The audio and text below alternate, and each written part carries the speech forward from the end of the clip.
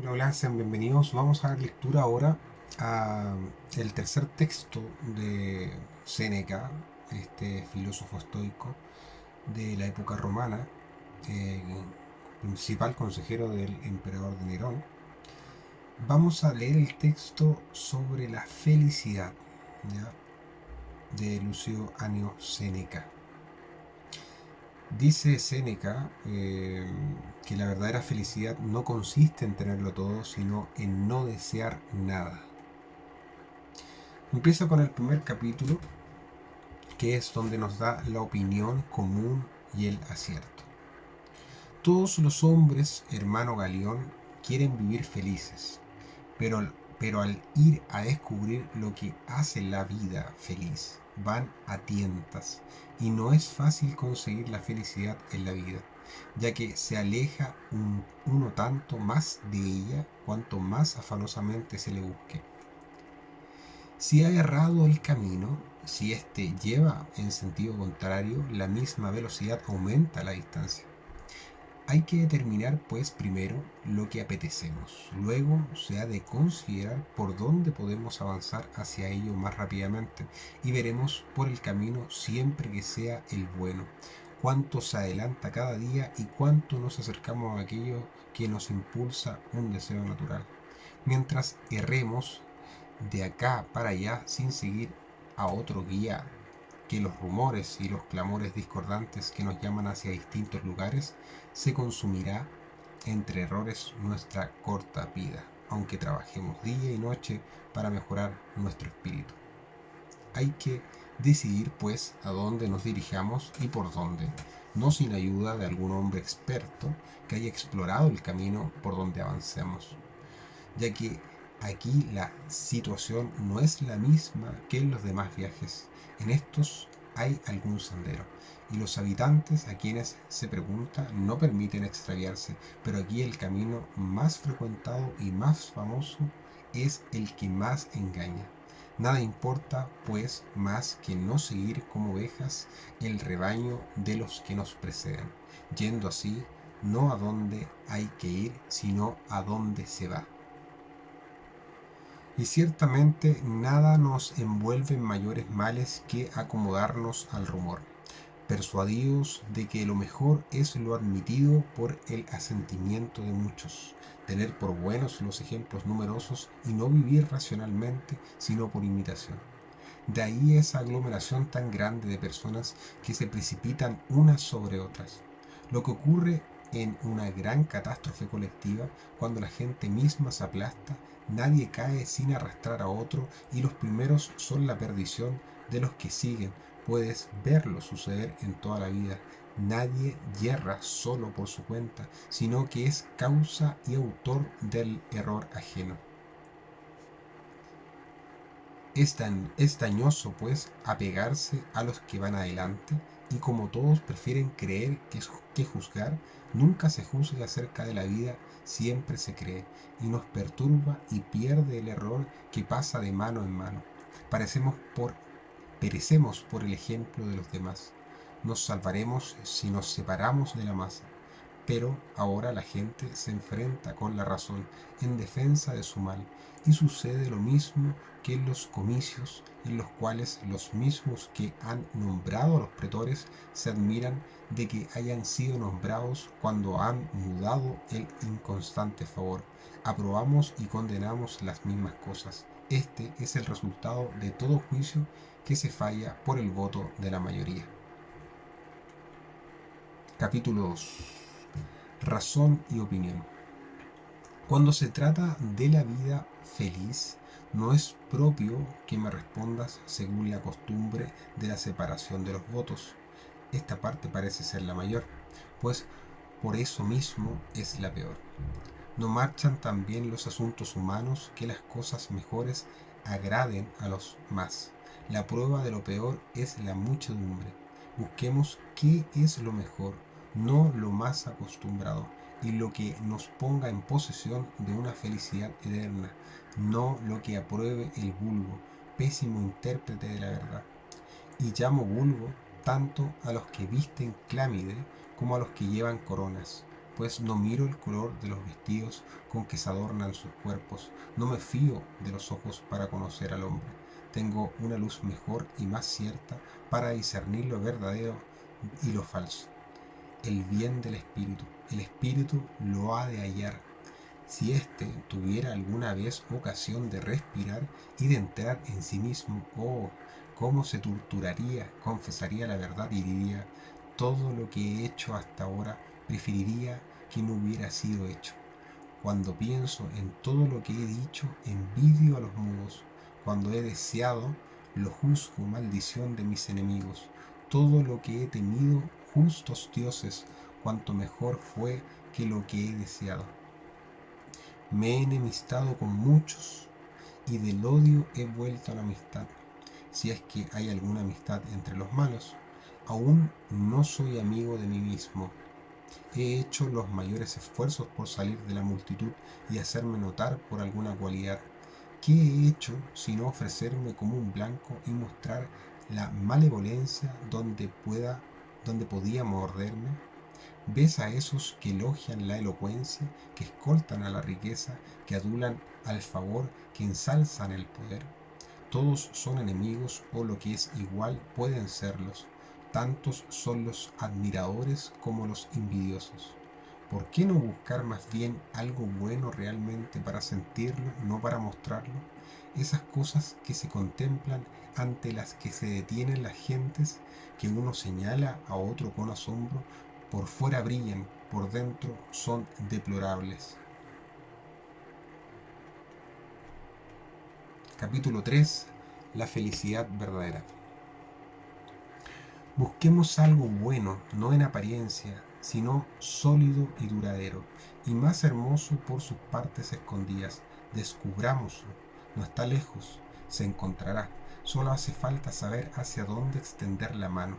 Más pasamos como en tinieblas, al lado de las cosas, tropezando con las mismas que deseamos.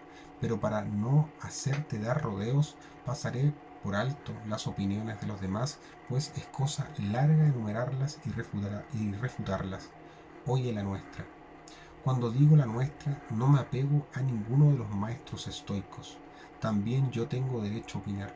Por tanto, seguiré a alguno, pediré a otro que divida su tesis. Tal vez, después de haberlos citado a todos, no rechazaré nada de lo que decidieron los anteriores. Y diré, esto opino también.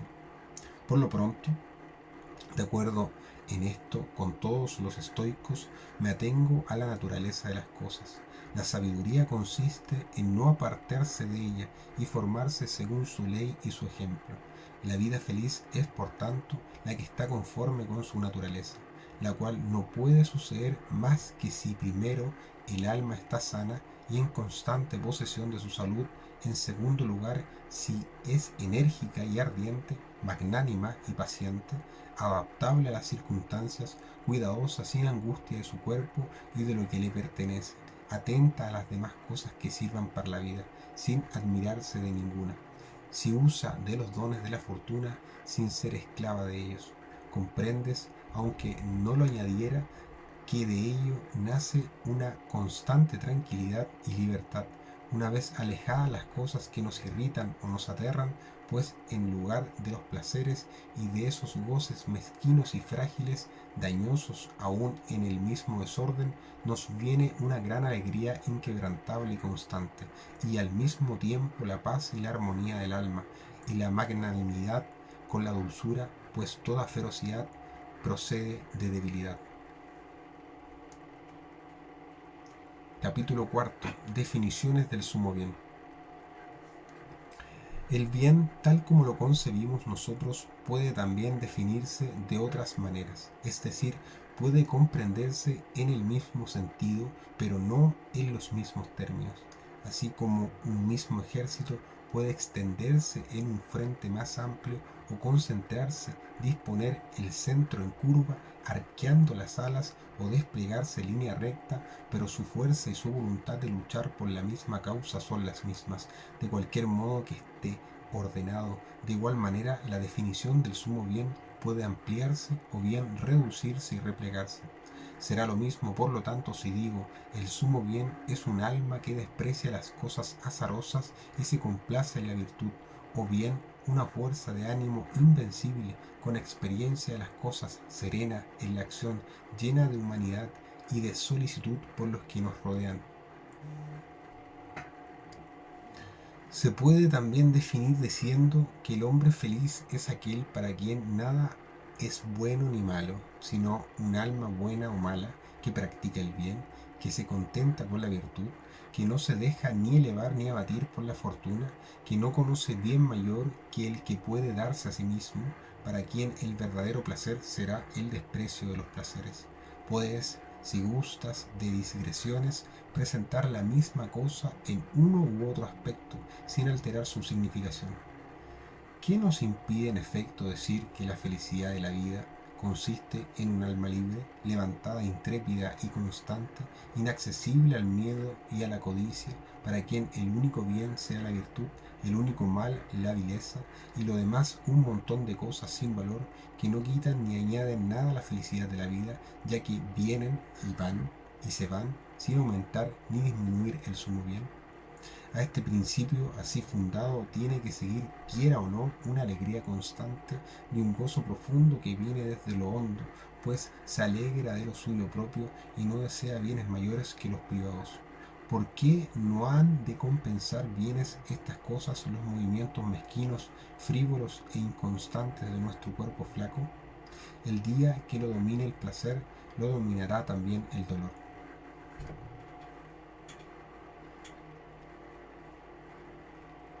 Capítulo 5. La libertad del sabio. Ves pues que mala y funesta servidumbre tendrá que sufrir aquel a quien poseerán alternativamente los placeres y los dolores, los dominios más caprichosos y arrebatados. Hay que encontrar, por tanto, una salida hacia la libertad. Esta libertad no la da más que la indiferencia por la fortuna. Entonces nacerá ese inestimable bien, la calma del espíritu puesto en seguro y la elevación, y desechados todos los terrores del conocimiento de la verdad, surgirá un gozo grande e inmutable, y la afabilidad y efusión del ánimo, con los cuales se deleitará no como bienes, sino como frutos de su propio bien. Puesto que he empezado a tratar la cuestión con amplitud, puede llamarse feliz al que, gracias a la razón, ni desea ni de teme. Pues las piedras también carecen de temor y de tristeza, e igualmente los animales, pero no por ello dice nadie que son felices los que no tienen conciencia de la felicidad.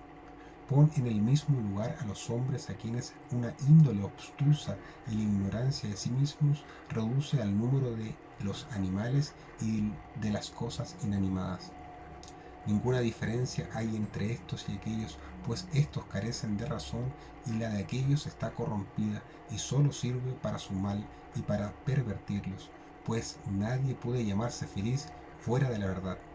La vida feliz tiene por tanto su fundamento inmutable en un juicio recto y seguro, pues el alma es pura y libre de todo mal cuando ha evitado no sólo los desgarrones, sino también los arañazos, dispuesta a mantenerse siempre donde se le ha detenido y a defender su posición contra los furores y los embates de la fortuna.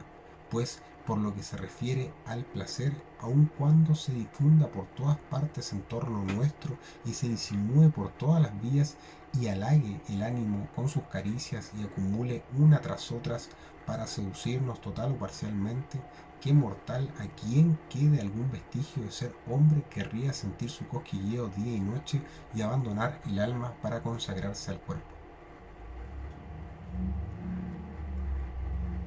Capítulo 6. Placer y felicidad. Pero también el alma, se dice, tendrá sus placeres. Téngalos en buena hora y eríjase en árbitro de la sensualidad y de los placeres. Llénese de todas las cosas que suelen encantar los sentidos. Después vuelva los ojos al pretérito y al acordarse de los placeres pasados, embriáguese con los anteriores y anticipe ya los futuros. Apreste sus esperanzas y mientras el cuerpo se abandona a los festines presentes, ponga el pensamiento en los futuros. Tanto más desdichado me parecerá por ello, pues tomar lo malo por lo bueno es locura. Y sin cordura nadie es feliz, ni es cuerdo aquel a quien le apetecen cosas dañosas como si fueran las mejores. Es feliz, por tanto, el que tiene un juicio recto. Es feliz el que está contento con las circunstancias presentes, sean las que quieran, y es amigo de lo que tiene. Es feliz aquel por quien la razón es quien da valor a todas las cosas de su vida. Los mismos que dijeron que el sumo bien es el placer, ven en qué mal lugar lo habían puesto. Por eso niegan que se pueda separar el placer de la virtud, y dicen que nadie puede vivir honestamente sin gozo, ni gozosamente sin vivir también con honestidad. No veo cómo puedan conciliarse estas cosas tan diversas. ¿Por qué, decidme, no puede separarse el placer de la virtud? Sin duda, porque el principio de los bienes reside siempre en la virtud, y también nace de sus raíces las cosas que amáis y apetecéis. Pero si fueran inseparables, ¿no veríamos algunas cosas agradables pero no honestas, y otras en cambio virtuosísimas pero ingratas, y que se han de realizar entre los dolores?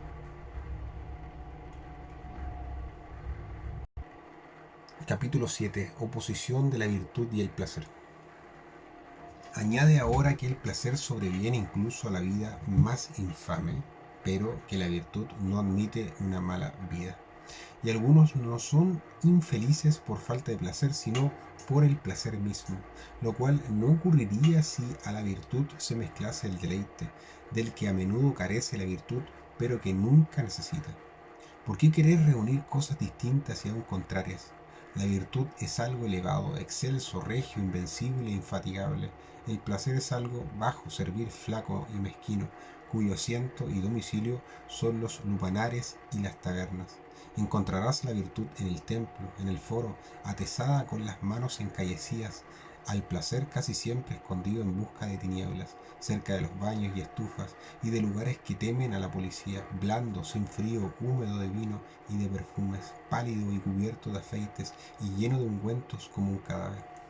El sumo bien es inmortal, no puede desaparecer, y no conoce el hastío ni el arrepentimiento, pues un alma recta no cambia nunca, ni se aborrece, ni muda nada, porque siempre ha seguido lo mejor. Pero el placer, en cambio, cuanto más se deleita, se extingue, y no tiene mucho espacio, por lo cual pronto lo llena y produce hastío, y se marchita después de los primeros transportes, y nunca es seguro aquello cuya naturaleza consiste en el movimiento.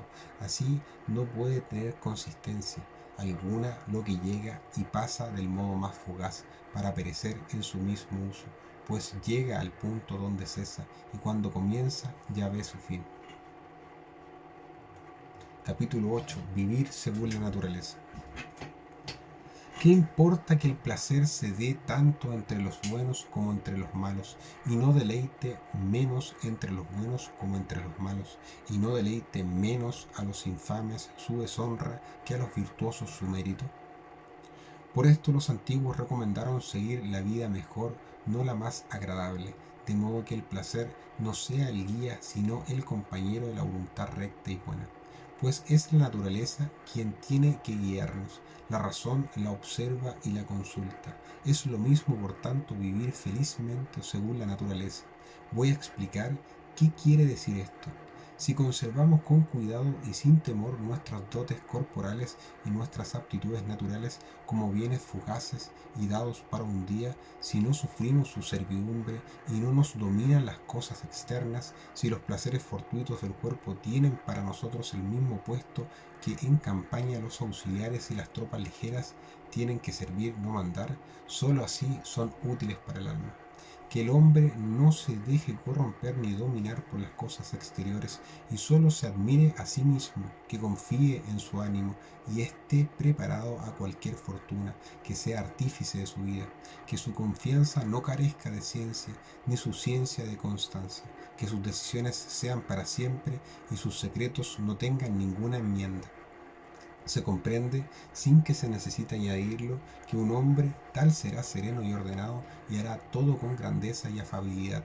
La verdadera razón estará inserta en los sentidos y tomará ya y tomará allí su punto de partida, pues no tiene otra cosa donde apoyarse para lanzarse hacia la verdad y volver a sí misma. Y también el mundo que abarca todas las cosas, Dios rector del universo, tiende hacia las cosas exteriores, pero sin embargo vuelve así totalmente de todas las partes. Que nuestra mente haga lo mismo cuando se ha seguido sus sentidos y se ha extendido por medio de ellos hasta las cosas exteriores, sea dueña de estas y de sí misma. De este modo resultará una unidad de fuerza y de potencia, de acuerdo consigo misma, y nacerá esa razón segura, sin discrepancia ni vacilación en sus opiniones y comprensiones, ni en su convicción,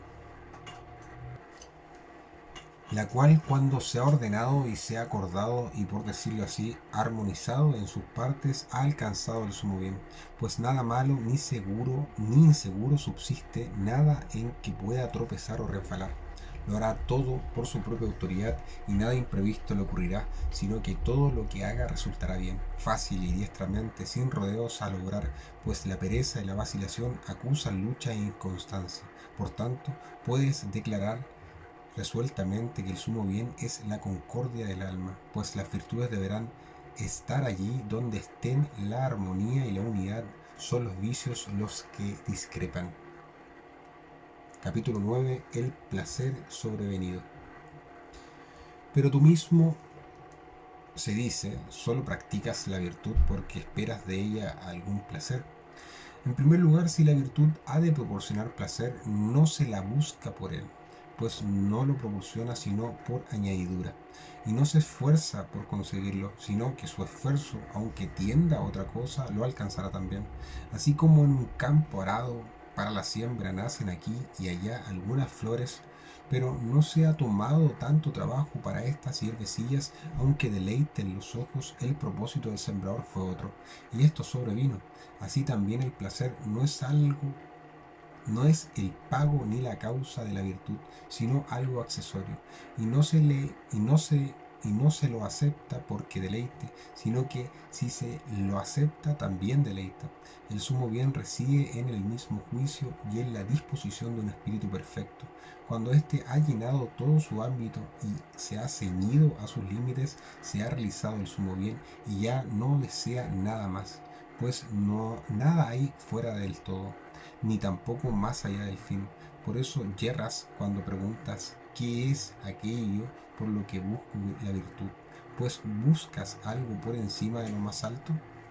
Preguntas qué busco en la virtud, ella misma, pues no tiene nada mejor y es premio de sí misma. ¿O es esto poca cosa? Cuando te diga el sumo bien es la firmeza y previsión y agudeza y cordura y libertad y armonía y compostura de un alma inquebrantable, ¿vas a exigir todavía algo mayor a que se refieran todas estas cosas? ¿Para qué me hablas del placer? Busco el bien del hombre, no el del vientre, que las bestias y las fieras tienen más grandes. Capítulo 10. La actitud ante el placer. ¿Desvirtuáis lo que digo? Se replicará. Yo niego que nadie pueda vivir agradablemente si no vive a la vez virtuosamente, lo cual no puede suceder a los mudos animales ni a los que miden el bien por la comida. Clara y abiertamente declaro que esa vida que llamo agradable no puede existir sin compañía de la virtud. Pero, ¿quién ignora que hasta los más estúpidos están saturados de vuestros placeres, que la maldad abunda en goces y que el alma no solo sugiere placeres viciosos, sino muchos? En primer lugar, la insolencia y la excesiva estimación de sí propio, y una hinchazón orgullosa que os eleva sobre los demás, y el apego ciego y reflexivo a las cosas propias, delicias, muelles y transportes por causas mínimas y pueriles, además de la causticidad y la soberbia que se complace en los insultos, la desidia y la flojedad de un alma indolente que se duerme por sí misma, todas esas cosas las disipa la virtud, nos pone sobre aviso y estima los placeres antes de aceptarlos. Si alguno, si alguno, si algunos aprueba, no los aprecia en mucho, pues solo los acepta, y no goza con su uso, sino con su templanza. Pero la templanza que disminuye los placeres es un atentado al sumo bien. Tú abrazas el placer, yo lo reprimo. Tú gozas el placer, yo lo uso. Tú lo consideras el bien supremo, yo ni siquiera un bien. Tú haces todo por el placer, yo nada.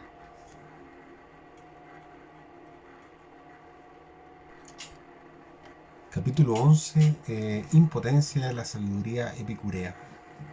Cuando digo que no hago nada por el placer, hablo del verdadero sabio, al cual solamente lo concedes, pero no llamo sabio a quien tiene algo por encima de sí, y con mayor razón si es el placer, pues dominado por éste, ¿cómo hará frente al trabajo y al peligro, a la pobreza y a tantas amenazas que rugen en torno a la vida humana?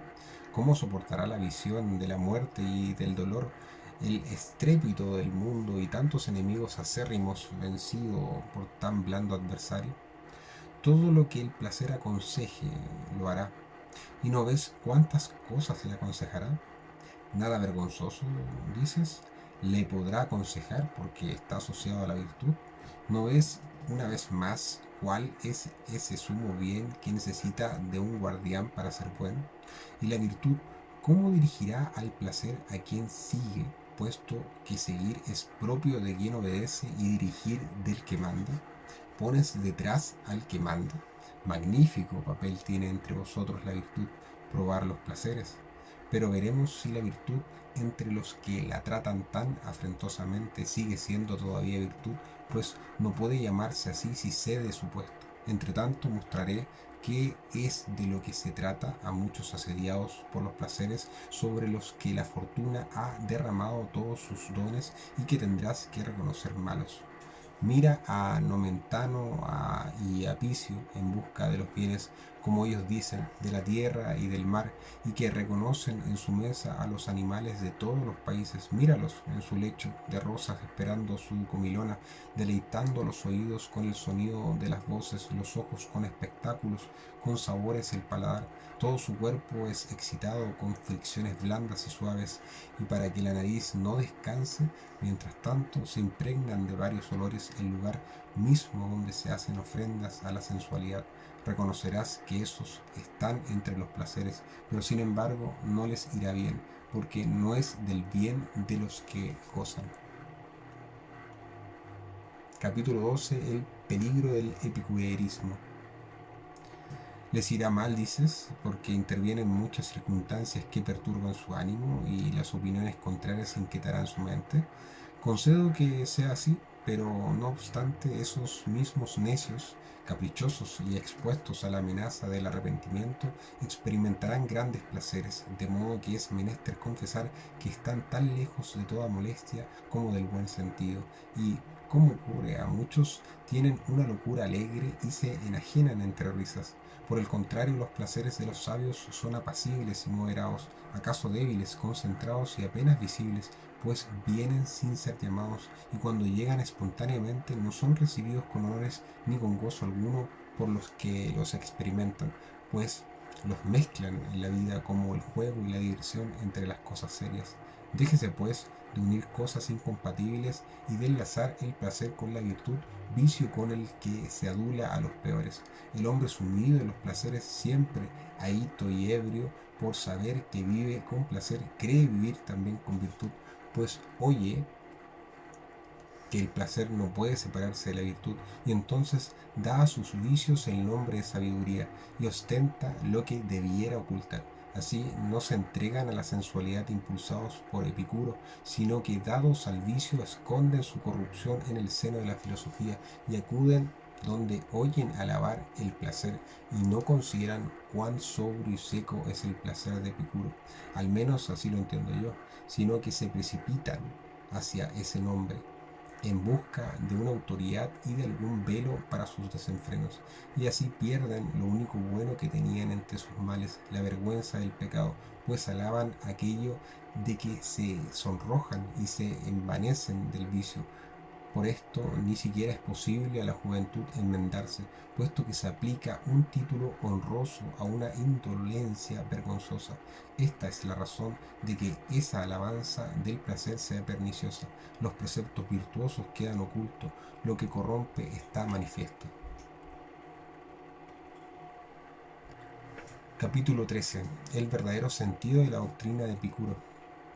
Yo mismo soy de la opinión, lo diré a pesar de nuestros partidarios, de que los preceptos de Epicuro son venerables, rectos y si los miras más de cerca tristes, pues reduce el placer a algo escaso y mezquino, y la ley que nosotros asignamos a la virtud, él la asigna al placer.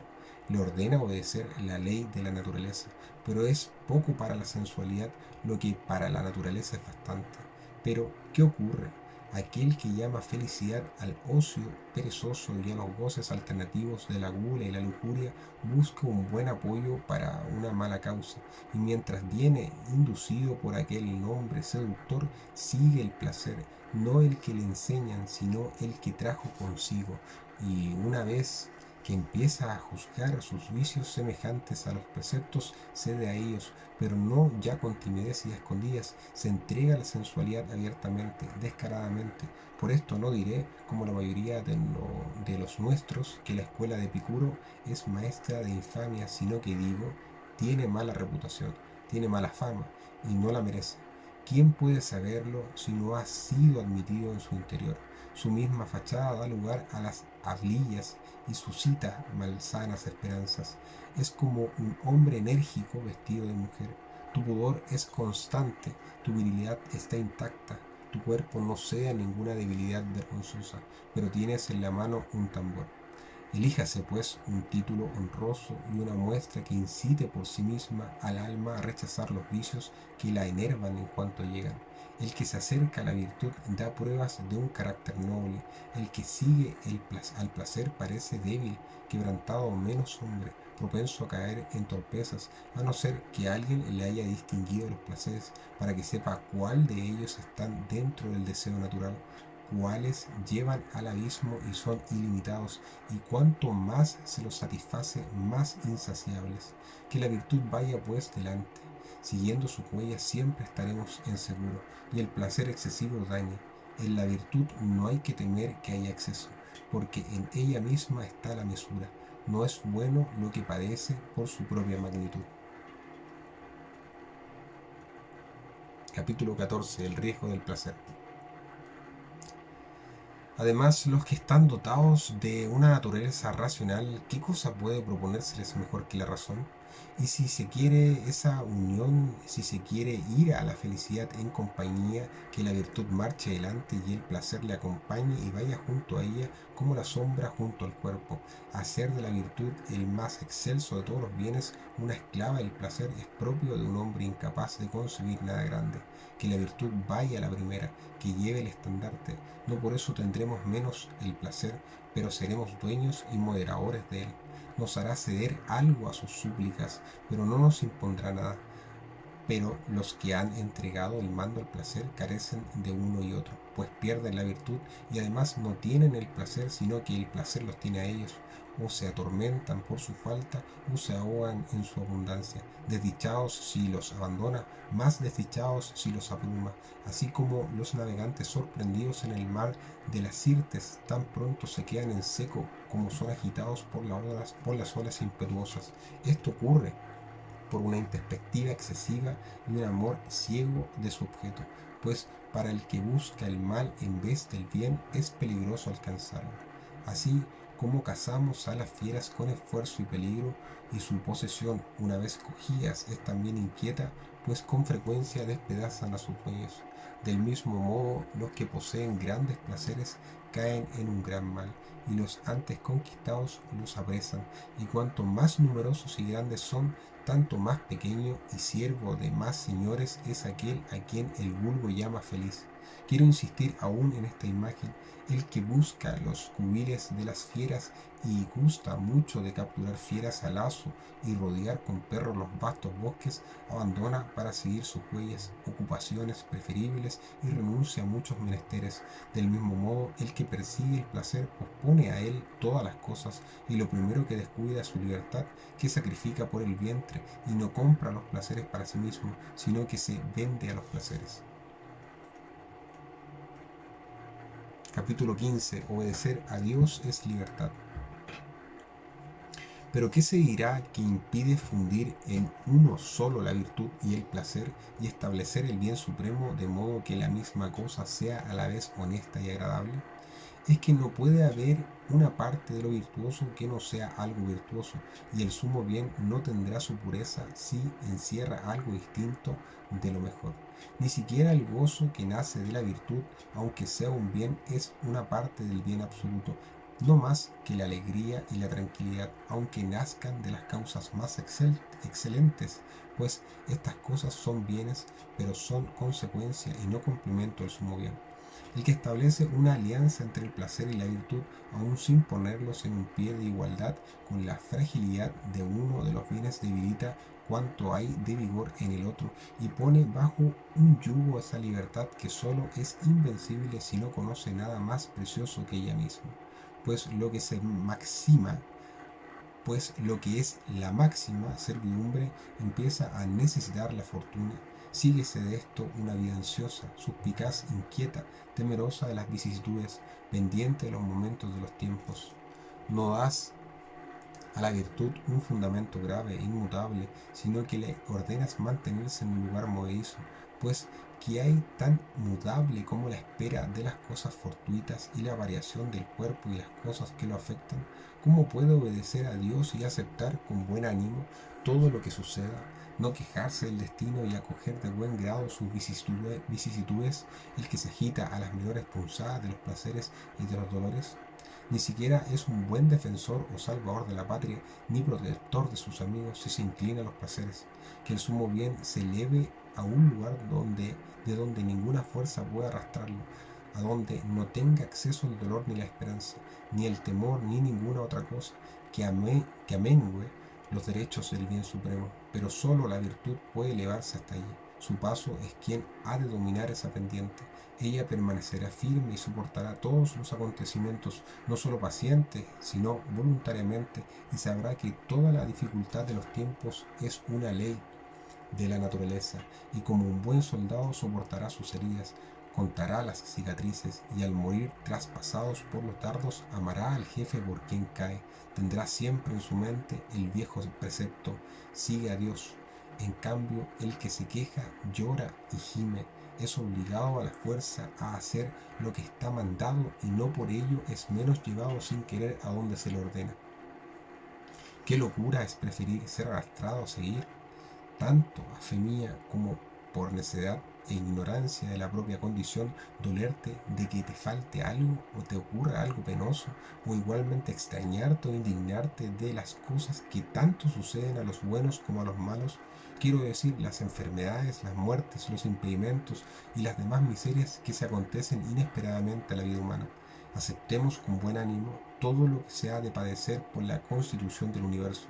Estamos sujetos a la obligación de soportar las condiciones de la vida mortal y no perturbarnos por lo que no está en nuestro poder evitar. Hemos nacido en un reino. Obedecer a Dios es libertad. Capítulo 16. La felicidad del sabio. Por tanto, la verdadera felicidad reside en la virtud. ¿Qué te aconsejará esta virtud?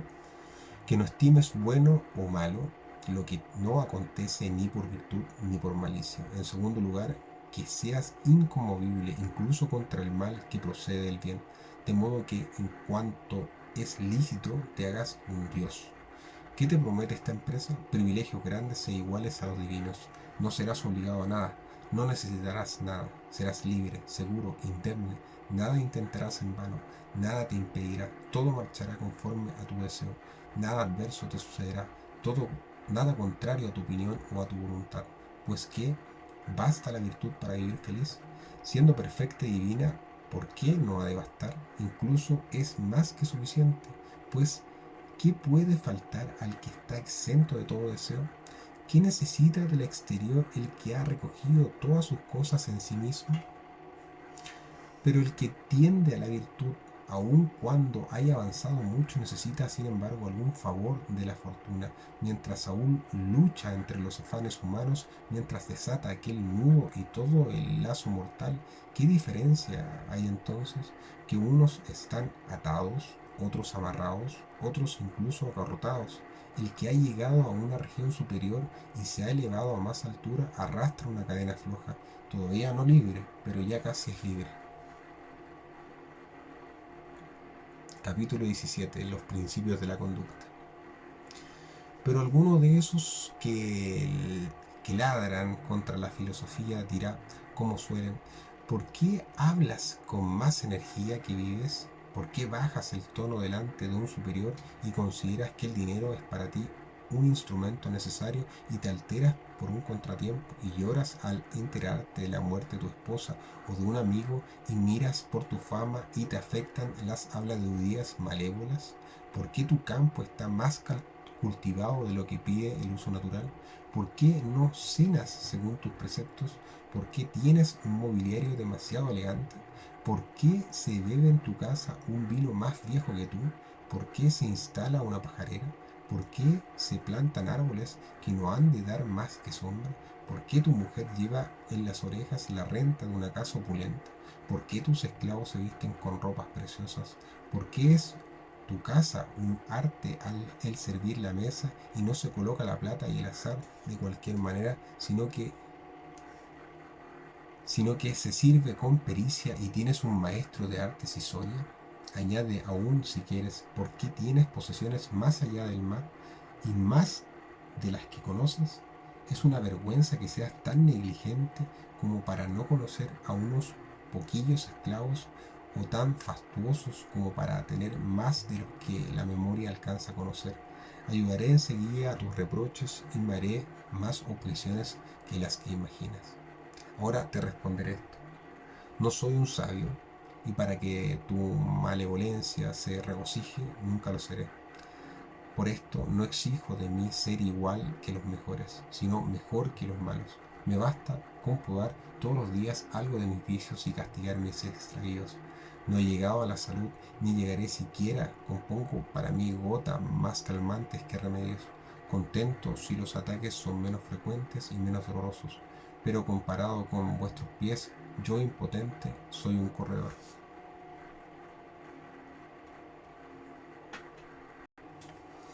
Capítulo 18. La malevolencia no respeta a nadie. No digo estas cosas por mí, pues estoy sumido en todos los vicios, sino por aquel que ya ha conseguido algo. Hablas de un modo, se dice, vives de otro. Este reproche, cabezas llenas de malevolencia y hostilidad a todos los mejores, se ha hecho a Platón, se ha hecho a Epicuro, se ha hecho a Zenón, pues estos decían, no como vivían ellos mismos, sino como hubiesen debido vivir. Hablo de la virtud, no de mí, y cuando clamo contra los vicios, lo hago en primer lugar contra los míos. Cuando pueda, viviré como es debido. Y esa malignidad empapada de veneno no me apartará de los mejores, ni siquiera ese veneno con el que regocijáis, con el que rociáis a los demás y os matáis a vosotros, me impedirá perseverar en alabar no a la vida que llevo, sino la que se debe llevarse, y que adore la virtud y la siga a rastras desde gran distancia, pues voy a esperar que haya algo respetable para la malevolencia, para quien no fueron sagrados ni Rutilio ni Catón. ¿Se preocupará alguien de si parece demasiado rico a esas gentes para quienes Demetrio el cínico no es bastante pobre? Un hombre extremadamente enérgico que lucha contra todo deseo natural, más pobre que los demás cínicos, porque estos se han prohibido tener nada y él se ha prohibido también pedir, niegan que sea bastante indigente y fíjate, no ha profesado la ciencia de la virtud, sino la de la pobreza. Capítulo 19. La envidia, origen de la maledicencia. Capítulo 19. La envidia, origen de la maledicencia. Niegan que Dioro, filósofo epicureo que hace pocos días puso fin a su vida por su propia mano, obrara según los conceptos de Epicuro al cortarse el cuello. Unos quieren ver la locura en esa acción suya, otros irreflexión. Él, sin embargo, feliz y con la conciencia satisfecha, dio testimonio de sí al salir de esta vida y elogió la tranquilidad de sus días pasados en el puerto y anclado, y dijo esto, que habéis oído de mala gana, como si también vosotros tuvierais que hacerlo. He vivido y he recorrido el camino que la fortuna me había señalado. Discutís acerca de la vida de uno, de la muerte de otro, y al oír el nombre de hombres grandes por algún mérito egregio, ladráis como perrillos al salir al encuentro de personas desconocidas, pues os conviene que nadie parezca bueno, como si la virtud ajena fuera el reproche de vuestros delitos. Comparáis envidiosos las cosas espléndidas con vuestra sordidez y no comprendéis cuán en detrimento vuestro es esa osadía. Pues si los que siguen la virtud son ávaros, libidinosos y ambiciosos, ¿qué sois vosotros que odiáis hasta el hombre mismo de la virtud? Negáis que ninguno cumple con lo que dice ni viva según el modelo de sus palabras. ¿Qué hay de extraño en ello? Puesto que dicen cosas enérgicas, grandes, que superan todas las tempestades humanas, puesto que se esfuerzan por arrancarse de esas cruces en que cada uno de vosotros hunde sus propios clavos, pero los condenados al suplicio están suspendidos cada uno de un solo poste. Los que se atormentan a sí mismos están distendidos por tantas cruces como deseos y malidecientes son ingeniosos para injuriar a los demás. Creería por eso que están exentos de aquellos males si no fuera porque algunos escupen desde el patíbulo a los espectadores. Capítulo 20. El valor del esfuerzo filosófico. ¿No cumplen los filósofos lo que dicen? Pero ya hace mucho con decirlo o con concebir en su pensamiento la virtud, pues si sus hechos fuesen iguales a sus dichos, ¿quién sería más feliz que ellos? Por lo pronto, no hay que despreciar las buenas palabras y los corazones de buenos pensamientos. El cultivo de los estudios saludables, aún aparte de su resultado, es loable. Es extraño que no lleguen a la cima los que escalan pendientes escarpadas, pero si eres hombre, admira aun cuando caigan a los que se esfuerzan por alcanzar las cosas grandes, pues es una empresa generosa, aspirar a cosas elevadas, intentarlo sin mirar las propias fuerzas, sino las de su naturaleza, y concebir planes mayores que los que puedan realizar incluso dotados de gran espíritu. El que se ha propuesto esto, yo veré a la muerte con la misma cara con que oigo hablar de ella. Yo me someteré a los trabajos, por grandes que sean, sosteniendo el cuerpo con el ánimo. Yo despreciaré igualmente las riquezas presentes y ausentes, y no estaré más triste si están en otro lugar, ni más animosos si brillan a mi alrededor. Yo no seré sensible a la fortuna, ni cuando llegue ni cuando se aparte. Yo miraré todas las tierras como mías, las mías como de todos.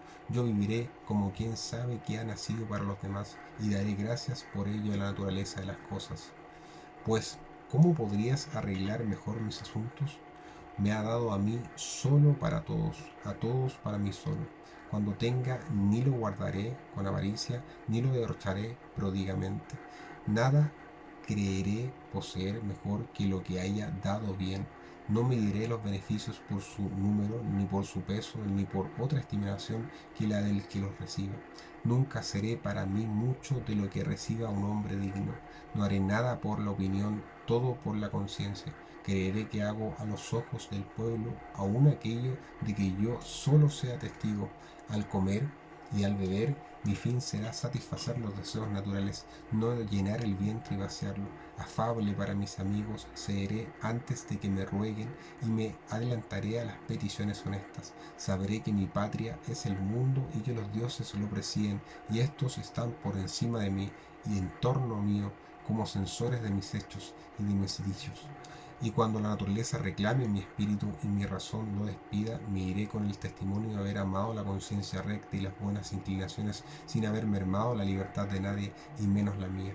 El que se proponga, quiera, intenta hacer esto, se acercará a los dioses, y aun cuando no lo haya conseguido, ha caído sin embargo después de haber osado grandes cosas. Capítulo 21. Las preferencias del sabio. Vosotros, al odiar la virtud y a quien la practica, no hacéis nada nuevo, pues también los ojos enfermos temen al sol, y los animales nocturnos huyen del esplendor del día, y a su primer albor se ofuscan y buscan por todas partes sus escondrijos, se ocultan en alguna hendidura, temerosos de la luz. Gemid y moved vuestra lengua funesta para injuriar a los buenos. Abrid la boca, morded, os romperéis los dientes mucho antes de que dejen alguna señal. ¿Por qué es ese adepto de la filosofía y vive con tanta opulencia? ¿Por qué dice que hay que despreciar las riquezas y las tiene? ¿Considera despreciable la vida y vive, sin embargo, despreciable la salud y no obstante la cuida con todo esmero y la prefiere excelente? ¿Y juzga el destierro un nombre vano y dice, pues, qué mal hay en cambiar de país? Y sin embargo si puede envejece en su patria y piensa que no hay ninguna diferencia entre un tiempo más largo o más breve, pero si nada se lo impide, prolonga su existencia y gusta de estar floreciente en la extrema vejez.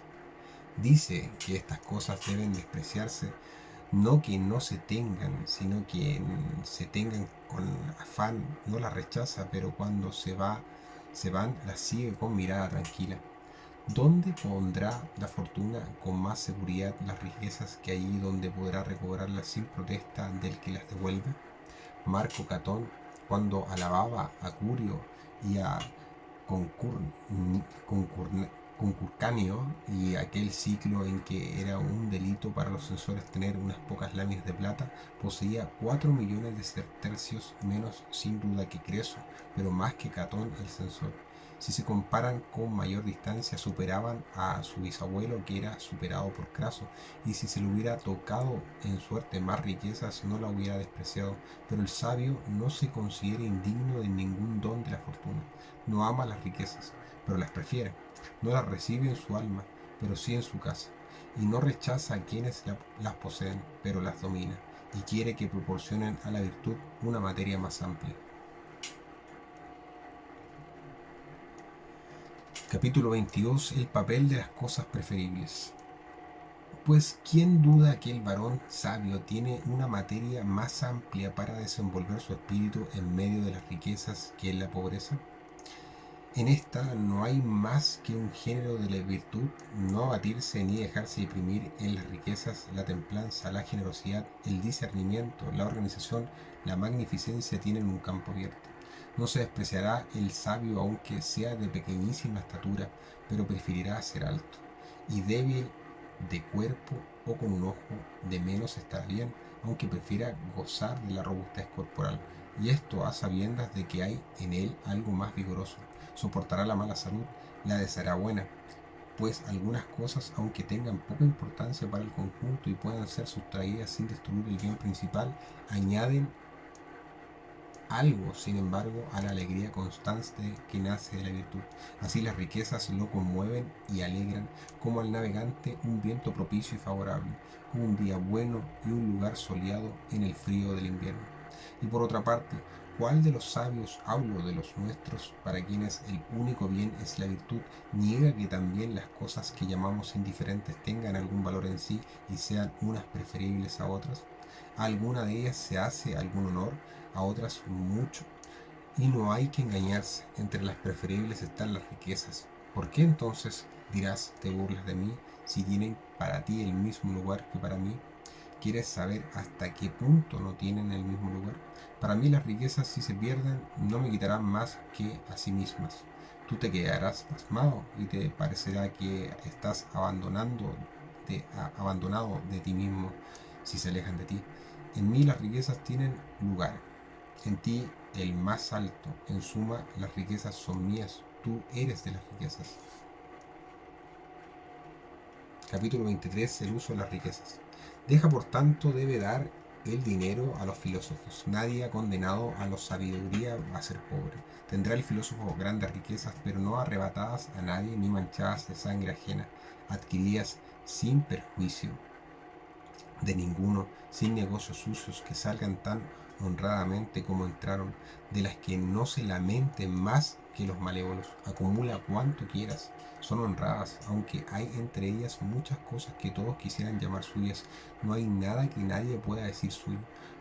Pero el sabio no rechazará los favores de la fortuna, ni se envanecerá, ni se avergonzará del patrimonio adquirido por medios honrados. Incluso podrá envanecerse si, después de abrir su casa y recibir en ella a toda la ciudad, pudiera decir lo que cada uno reconozca como suyo que se lo lleve. Gran hombre, excelente rico, si tuviera lo mismo después de estas palabras. Quiero decir, si se presta seguro y tranquilo a la investigación del pueblo, si nadie encuentra en su casa nada a que echar mano, podrá ser rico franca y abiertamente. El sabio no dejará que pase su umbral ningún denario mal entrado, pero no rechazará ni desechará las grandes riquezas, don de la fortuna y fruto de la virtud. ¿Por qué razón les negaría un buen lugar? Que vengan y se alberguen. Ni las ostentará ni las ocultará. Lo uno es propio de un espíritu necio, lo otro de un hombre tímido o pusilánime, como si escondiera en el seno un gran bien, ni como he dicho, las arrojará de su casa, pues les dirá, ¿sois inútiles? ¿O no sé usar de las riquezas? Del mismo modo que, aunque pudiera viajar a pie, preferirá sin embargo montar en un vehículo. Así, siendo pobre, si puede ser rico, querrá y así tendrá riquezas, pero como cosa ligera y huidiza, y no tolerará que sean pesadas ni para otros ni para sí mismos. Dará. ¿Por qué aguzáis el oído? ¿Por qué tendéis vuestra bolsa? Dará a los buenos o a los que podrá hacer buenos, dará con suma prudencia, eligiendo a los más dignos, como quien recuerda que hay que dar cuanto tanto de los gastos como de los ingresos. Dará por motivos rectos y justificados, pues entre los derroches viciosos se cuenta un don mal empleado. Tendrá la bolsa fácil, pero no agujerada, de la que salgan muchas cosas y nada se caiga. Capítulo 24. El arte de dar. Yerra el que crea que dar es cosa fácil. Este asunto tiene mucha dificultad. Si se da con discernimiento y no se derrocha al azar y arrebatadamente, dejo obligado a este, devuelvo a aquel, socorro a este, me compadezco de este, proveo a aquel, digno de que no lo venza la pobreza ni lo tenga dominado. A alguno no les daré, aunque les falte, porque aun cuando les hubiera dado, les faltará. A algunos les ofreceré, a otros incluso les instaré. No puedo ser negligente en este asunto. Nunca hago mejores inversiones cuando doy. Pues, ¿qué dirás? ¿Das para recibir? No, para no perder. Póngase la donación en un lugar donde no deba reclamarse, pero pueda ser devuelta. Colóquese el beneficio como un tesoro enterrado profundamente, que no desenterrarás si no fuera necesario.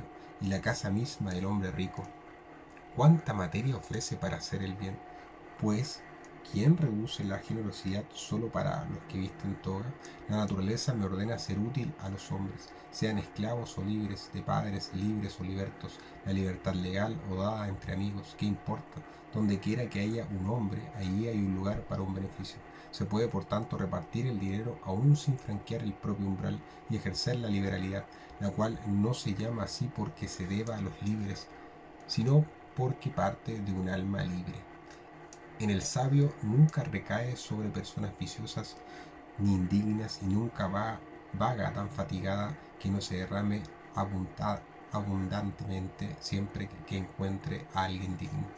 No se ha de entender mal, por tanto, las cosas virtuosas, enérgicas, animosas que dicen los amigos de la sabiduría. Y ante todo, fijaos en esto: una cosa es el amigo de la sabiduría y otra el que le ha alcanzado ya. Aquel te dirá, hablo muy bien, pero todavía me agito entre muchos males. No debes juzgarme sobre mi fórmula, pues a lo sumo me hago, me formo y me elevo hacia un modelo magnífico. Si llego a avanzar cuanto me he propuesto, exige que los actos respondan a las palabras, pero el que ha alcanzado la cima del poder humano se comportará contigo de otro modo y dirá: en primer lugar, no puedes permitirte juzgar acerca de los mejores. A mí ya me ocurre, y es una prueba de mi rectitud que desagrado a los malos. Pero para explicarte la razón por lo cual no envidio a ningún mortal, escucha lo que voy a decir y en cuanto estimo cada cosa. Niego que las riquezas sean un bien, pues si lo fuesen harían hombres buenos. Ahora bien, como lo que se encuentra entre los malos no puede llamarse un bien, les niego ese nombre. Por lo demás, concedo que han de tenerse, que son útiles y proporcionan grandes comodidades a la vida. Capítulo 25. El apego a las riquezas. Pues entonces, oíd por qué no las cuento entre los bienes y en qué difiere mi actitud ante ellas de la vuestra, ya que estamos de acuerdo unos y otros en que se deben poseer. Ponme en la casa más opulenta, ponme donde usen profusamente el oro y la plata. No me admiraré por estas cosas que, aun cuando estén en mi casa, están sin embargo fuera de mí. Trasládame al puente suplicio y arrójame entre los indigentes. No me despreciaré por estar sentado entre la multitud de los que tienden la mano pidiendo limosna. Pues, ¿qué importa que falte un pedazo de pan a quien no le falta la posibilidad de morir? En resumen, aquella casa espléndida la prefiero al puente. Ponme en medio de un mobiliario suntuoso y un lujo refinado. No me creeré en modo alguno más feliz por tener la mano suave,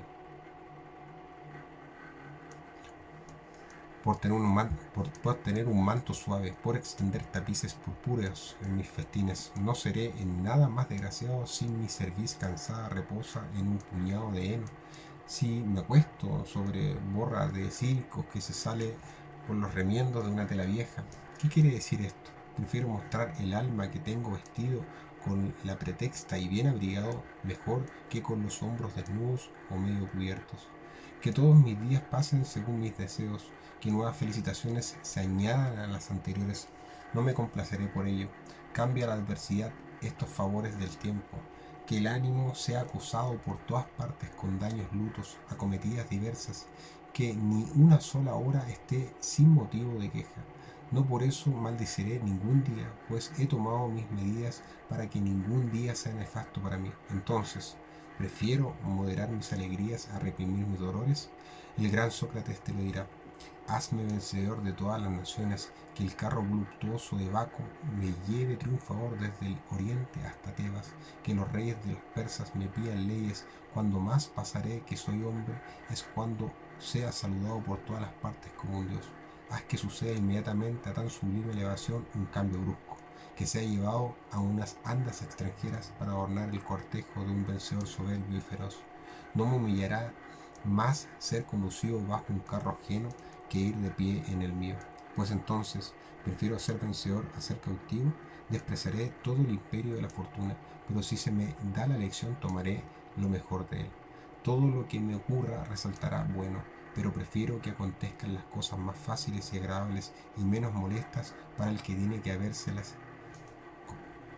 con ellas. Pues no creas que hay ninguna virtud sin trabajo, pero algunas virtudes necesitan estímulos, otras frenos. Así como el cuerpo debe ser retenido en un descenso y ser impulsado cuesta arriba, algunas virtudes están en una pendiente, otras al pie de una cuesta. Hay quien dude que suben, se esfuerzan, luchan, la paciencia, la fortaleza, la perseverancia y todas las demás virtudes que se oponen a las adversidades y vencen a la fortuna. Y no es igualmente evidente que siguen en pendiente la liberalidad, la templanza, la mansedumbre. En estas retenemos el alma para que no resbale, en aquellas las exhortamos y las excitamos enérgicamente. Por tanto, aplicaremos a la pobreza las más fuertes, que saben luchar, a las riquezas las más cuidadosas, que andan de puntillas y mantienen su equilibrio. Capítulo 26. El necio y el sabio. Hecha esta división, prefiero practicar aquellas que han de ejercitarse más tranquilamente, antes que aquellas cuyo ejercicio requiere sangre y sudor.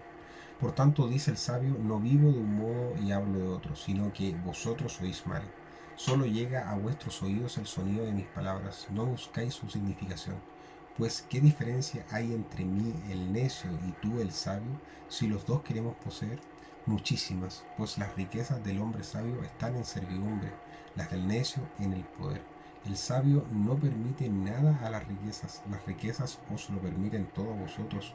Vosotros, como si alguien os hubiera prometido su eterna posesión, os acostumbráis y apegáis a ellas. El sabio cuando más piensa en la pobreza es cuando está en medio de las riquezas. Nunca, en general, cree tanto en la paz que no se prepare a una guerra, que aunque no se haga ha sido declarada. A vosotros os pasma una cosa hermosa, como si no pudiera arder o hundirse, una opulencia insólita, como si estuviera por encima de todo riesgo y fuera demasiado grande para que la fortuna tenga bastantes fuerzas para consumirla. Jugáis indolentemente con las riquezas sin prever su peligro, como a veces los bárbaros asediados desconocedores de las máquinas contemplan indiferentes el trabajo de los sitiadores y no comprenden para qué sirven aquellas cosas que se construyen a lo lejos. Lo mismo os ocurre. Languidecéis entre vuestros bienes y no pensáis cuántas desgracias os amenazan por todas partes, dispuestas a llevarse al punto preciosos despojos. Si alguien arrebata sus riquezas al sabio, le dejará todo lo suyo, pues vive contento en el presente, tranquilo sobre el porvenir. Nada, dirá Sócrates, alguno otro que tenga la misma autoridad y el mismo poder sobre las cosas humanas, me he prometido con más firmeza que no plegar los actos de mi vida a vuestras opiniones. Acumulad por todas partes vuestras palabras acostumbradas. No pensaré que me injuriéis, sino que gimoteéis como infelices criaturas. Esto dirá aquel a quien ha sido dada la sabiduría, a quien su alma libre de vicios ordena arrepender a los demás, no porque los odie, sino para curarlos. Y añadirá esto: vuestra opinión me afecta no por mí, sino por vosotros. Odiar y atacar la virtud es renunciar a la esperanza de enmienda. No me hacéis ninguna injuria, como no la hace a los dioses los que derriban sus altares, pero se manifiesta el mal propósito y la mala intención aún allí donde no se ha podido hacer daño. Así soporto vuestras extravagancias como Júpiter óptimo máximo, las necesidades de los poetas, de los cuales uno lo pone alas, otro cuernos, otro lo representa como adúltero y que pasa las noches fuera, otro cruel con los dioses, otro injusto con los hombres, oro raptor y corruptor de hombres libres y aún de sus deudos, otro parricida y usurpador de un reino ajeno y paterno, con todo lo cual no se hubiera conseguido más que quitar a los hombres la vergüenza de pecar si hubiesen creído en dioses semejantes. Pero, aunque esas cosas nada me afecten, os aconsejo por vuestro propio interés, admirad la virtud, creed a los que han seguido durante mucho tiempo y proclaman seguir algo grande y que cada día manifiestan más su grandeza, y veneradla como los dioses, a los que la profesan como sacerdotes, y cuantas veces se haga mención de los escritos sagrados, tened la lengua. Esta impresión no viene como suele creerse de favor, sino que se ordena el silencio para que pueda realizarse el sacrificio según el rito, sin que lo perturbe ninguna voz introspectiva. Capítulo 27. El ejemplo de los filósofos. Mucho más necesario es ordenaroslo a vosotros, para que siempre que aquel oráculo profiera algo, lo escuchéis atentos y callados. Cuando, cuando alguno agitando el sistro miente por orden, cuando alguno hábil en cortarse los músculos se ensangrienta los brazos y los hombros con mano indecisa, cuando otro aúlla arrastrándose de rodillas por la calle y un viejo vestido de lienzo como un laurel y una linterna en pleno día vocifera que alguno de los dioses está irado, acudís y escucháis y fomentando mutuamente vuestro estupor, afirmáis que está inspirado. Pues bien, Sócrates, desde aquella prisión que purificó al entrar en ella e hizo más honrosa que cualquiera curia, proclama: ¿qué locura es esta? ¿Qué carácter enemigo de los dioses y de los hombres es el que infama las virtudes y profanan con palabras malévolas las cosas santas? Si podéis, alabad a los buenos; si no, seguid vuestro camino. O si os gusta ejercitar esa innoble licencia, atacaos unos a otros, pues cuando deliráis contra el cielo, no os digo cometéis un sacrilegio, sino perdéis el tiempo. Yo di en otro tiempo a Aristófanes, materia de burlas, todo aquel atajo de poetas cómicos derramó sobre mí sus bromas envenenadas. Mi virtud fue realzada por las mismas cosas con que se le atacaba. Le conviene ser mostrada y puesta a prueba. Nadie comprende lo grande que es mejor que los que han sentido sus fuerzas al combatirla. Nadie conoce mejor la dureza del pedernal que los que lo golpean. Me muestro como una roca aislada en medio de un mar agitado, que las olas no dejan de azotar. Por cualquier lado que se muevan, no por ello la conmueven ni la desgastan con tantos ciclos de continuos embates. Asaltad, acometed, os venceré resistiendo. Todo lo que embiste contra las cosas que son firmes e invencibles ejercita su fuerza en su propio daño. Por tanto, buscad alguna materia blanda y sin consistencia en que se claven vuestros dardos. Tenéis tiempo para indagar los males ajenos e indagar a todo el mundo. ¿Por qué este filósofo vive con tanta amplitud? ¿Por qué se cena con tanta esplendidez? Observáis las pupas ajenas y estáis llenos de úlceras. Es como si alguien se burlara de las manchas o verrugas de los cuerpos hermosísimos mientras los devora una horrible lepra. Reprochad a Platón haber buscado el dinero, a Aristóteles haberlo recibido, a Demócrito haberlo descuidado, a Epicuro haberlo consumido, a mí mismo reprochadme, Alcíbiades y Fedro. Vosotros seréis felices la primera vez que podáis imitar vuestros vicios. ¿Por qué no contempláis mejor vuestros males que os acribillan por todas partes, unos atacando desde fuera, otros ardiendo en vuestras mismas entrañas? Los asuntos humanos no están en tal situación, aunque conozcáis poco vuestro estado, que os sobre tanto ocio como para mover la lengua en detrimento de los mejores. Capítulo 28. La amenaza prevista. ¿No comprendéis esto y tenéis un aspecto impropio de vuestra situación, como muchos que están en el circo o en el teatro mientras ha ocurrido una desgracia en su casa y aún no les han avisado del mal? Pero yo, que miro desde lo alto, veo qué tempestades os amenazan para estallar poco más tarde o ya próximas para arrebatarnos a vosotros, y vuestros bienes se acercan cada vez más. ¿Qué digo? ¿Acaso ahora mismo, aunque apenas la sintáis, no agita y revuelve el torbellino vuestras almas, que rehuyen y buscan las mismas cosas, y tan pronto las eleva a lo más alto como las arrastra a los más hondos abismos? Bueno, con eso terminamos de leer el libro de la felicidad, sobre la felicidad de Séneca.